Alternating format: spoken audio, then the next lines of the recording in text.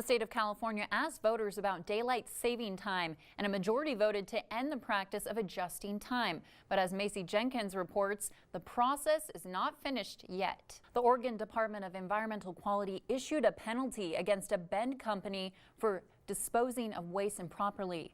Pantheon Development Services faces a penalty of nearly $60,000. The company is accused of generating solvent waste between 2015 and 2017. The DEQ says Pantheon transported more than 7,000 pounds of waste without required documentation. The waste should have been burned, but instead was taken to a landfill in Idaho. The company has until November 13th to appeal. A lot of us get confused and frustrated over daylight savings time. People in one state voted to make a big change. That story's after the break. That was Macy Jenkins reporting. A political analyst says the proposal may not be a top priority for lawmakers once they're back at work. The legislature is back in session in January. A Wells Fargo computer glitch has caused some customers to lose their homes. Wells Fargo has identified almost 150 more customers whose homes were foreclosed because of a calculation error in its mortgage tool. The bank first revealed the computer glitch in August. Wells Fargo officials said more than 800 customers were incorrectly denied a loan modification, 545 of which lost their homes. The bank said it has contacted most of the customers who were impacted, but that it's still attempting to contact the rest. Facebook wants to give Amazon's Echo and Google's Home Smart speaker some competition. Facebook's new talking speaker called Portal hits shelves today. It has a 10-inch video screen and costs $199. There's also a larger version, the Portal Plus, which has a 15-inch screen and sells for $349. The company says Portal is mainly intended for making video calls. It has a built-in camera that's able to follow a person around a room. But there has been some controversy since Facebook admits it will keep track of how often you use it and the length of your calls. Some information gathered may be used for advertising. The social media company insists the Portal is not a snooping device. They can be purchased from Amazon, Best Buy, or Facebook store. Facebook has also introduced a new feature in its Messenger app. You'll soon be able to unsend messages, but there's a catch. You have to do it within 10 minutes of sending the message. Facebook began hinting at the feature in April after CEO Mark Zuckerberg was reportedly using an earlier version. Now to the cutest story of the day. We had some special second graders visit from Ponderosa Elementary School this morning. Bob Shaw showed them the Weather Center and let them practice in front of the green screen. Look at all those young meteorologists and all those smiles. My goodness. Thanks for visiting, guys. Uh-oh, someone was wearing green. Aww. You could see it in her shirt. She had a little green on there. She blended in. Rule number one with the green screen, no green. They were all so friendly. They came in a line this morning, and you could tell they get this look like, Bob Shaw, I get to learn how to do the weather. And I told them that they were going to learn so much, and they were just so well behaved and excited. It was great. Local emergency responders say they're prepared to respond to large-scale threats like this mass shooting.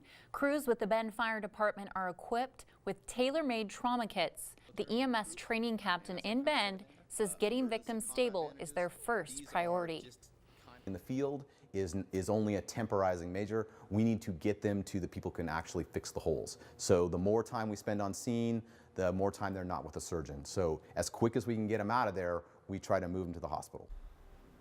Hosick also said one of the most important things for you to know is the fire department does regular training with other agencies, so they're all prepared to work together. A wildfire in Northern California has burned a number of structures and injured several people, including 2 firefighters. It's already burned more than 18,000 acres. Officials are calling it the Camp Fire. It's burned about 90 miles north of Sacramento in Butte County and has forced evacuations in the town of Paradise. CAL FIRE says the flames are spreading very quickly. The National Weather Service says ongoing drought conditions, strong winds, and low humidity are making for very dangerous fire conditions.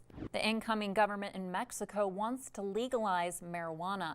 The new government's interior minister says Mexico's cannabis ban contributes to violence and poverty. The country has waged a 12-year war on drug cartels that has left 235,000 people dead. It has used military might to fight the drug gangs since 2006. Mexico would join Canada and Uruguay in allowing recreational marijuana use. There are 10 states in the U.S. where it's legal, including here in Oregon. Another contributing factor, many older homeowners who would normally be downsizing are now staying put. That leaves fewer homes to flip. A local soccer team's getting ready for the state championship game. We'll have more on that when we come back.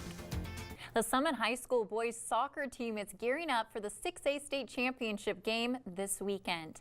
News Channel 21 went to Summit for one of the team's last practices before the big game. They're playing Jesuit High School Saturday afternoon in Hillsboro. The Storm are second-ranked team in the 6A, and the Crusaders are ranked 12th. Coming up later on News Channel 21, hear from one of the players about how they're preparing for the big game. The Oregon Arts Commission is giving more than $38,000 in grant money to Bend organizations. Money's going to Bend Film, the High Desert Museum, the Tower Theater Foundation, Sun River Music Festival, the Sisters Folk Festival, and High Desert Chamber Music. Organizations with budgets less than $150,000 are eligible to apply for the grants. NBC Nightly News starts right after our newscast. Tonight, Lester Holt will anchor live in Thousand Oaks, California at the scene of the California Bar Massacre. He'll have up-to-minute details on the shooting investigation, the suspect, and the victims. We'll be right back. It's Guinness World Records Day today. Here are a few incredible record-breaking achievements from all around the world. A woman in Australia has set the record for the most front split spins in a wind tunnel in 1 minute, achieving a head-spinning 55. Guinness World Records Day often includes a Rubik's Cube solved in unlikely circumstances against the clock, and this year was no exception. A Chinese teenager recorded the fastest time to crack the puzzle upside down, 15.84 seconds. You know, I guess you can just take a skill that you have, put a fun spin on it, and then that's a world record. Well, what would you do if you could break a record? Oh no, that's putting me on the spot. I don't think I could break a record at anything. Well, we'll be back at 6. Join us then. Thanks. New at 6, we now know the name of the man who was shot by a Deschutes County Sheriff's deputy. Good evening, I'm Audrey Roberts. Officials tell us the deputy was trying to take him into custody on an arrest warrant north of Bend. Just in the last hour, District Attorney John Hummel released details of yesterday's officer-involved shooting at a home near the Fun Farm, a resale store near Deschutes Junction. Brandon Barrett was at his father's home when 5 deputies arrived to serve a felony arrest warrant. The DA says they contacted Barrett and he jumped in his car and sped away. Deputy Chris Jones fired into the car, striking Barrett twice. The driver was stopped and he was given medical attention on the scene before being taken to St. Charles Bend. This morning, News Channel 21 reached out to his father, Brent Barrett, and found out Brandon was supposed to report to his parole officer 5 days ago, but failed to do so. Brent then told us what happened just after police knocked on his door looking for his son. And I looked and his car was sitting out front here running. And about that time he came around the building right here, got in his car and backed up. And next thing I knew, he went around the house here and they shot him. All 5 deputies who were on scene have been placed on paid leave pending the results of the investigation. Hummel says the investigation is being led by Oregon State Police and added that Barrett's wounds appear non-life-threatening and he's expected to survive.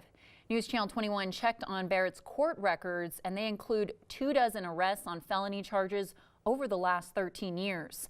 Deputy Jones has been with the sheriff's office for over a decade and has had 17 years of experience in law enforcement.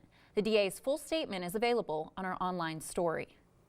Hundreds of mourners packed an upstate New York church today for the funeral of 8 people who died in a limousine crash that killed 20. The funeral mass was held for 4 sisters and 4 other family members. The minister told mourners their loved ones want them to live in the moment. The combined service was held a week after the stretch limo loaded with 18 people ran a stop sign and crashed at the bottom of a hill nearby. Everyone in the limo died, as well as 2 pedestrians. The cause of the crash is still under investigation. And many others. President Donald Trump in the Oval Office today after he was freed by court in Turkey.